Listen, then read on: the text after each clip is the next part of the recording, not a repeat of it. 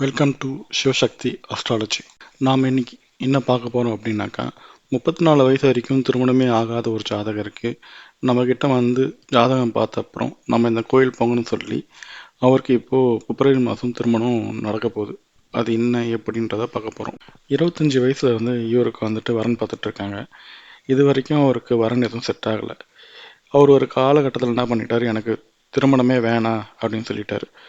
இந்த டைமில் தான் இவங்க பெற்றவங்க நம்மளை பார்க்க நீங்கள் இப்போ ஸ்க்ரீனில் பார்த்துட்டு இருக்கிறது தான் அவரோட ஜாதகம். அவர் பிறந்தது துலா லக்னம்.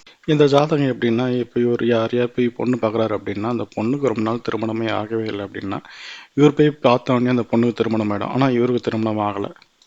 இவரோட திருமண தடைக்கு என்ன காரணம் அப்படின்னு பார்த்தாக்கா, இவருடைய ஜாதகத்தில் களத்திர ஸ்தானாதிபதியாகிய சுக்கிரன் கண்ணில் அமர்ந்து பலமில்லாமல் இருக்கிறார். ரெண்டாவது, 7ஆம் அதிபதியான செவ்வாய் 11ல் கேது கூட அமர்ந்து கேதுவோட நட்சத்திரத்திலேயே இருக்கிறார். இது ரெண்டும் இவருக்கு திருமண தாமதம் அப்படின்றத கொடுத்துடுச்சு. இந்த சூழ்நிலையில் நாம் அவர் ஜாதகத்தை பார்த்து திருவான்மையூரில் இருக்க மருதீஸ்வரர் ஆலயத்திற்கு தொடர்ந்து போக சொன்னோம். அவரும் தொடர்ந்து விடாமல் நம்பிக்கையோட 6 மாதம் காலம் போயிருப்பார். போனதுக்கப்புறம் இப்போது ஒரு நல்ல வரன் அவருக்கு இப்போ அமைஞ்சிடுச்சு. இப்போ பிப்ரவரி மாதம் திருமணமும்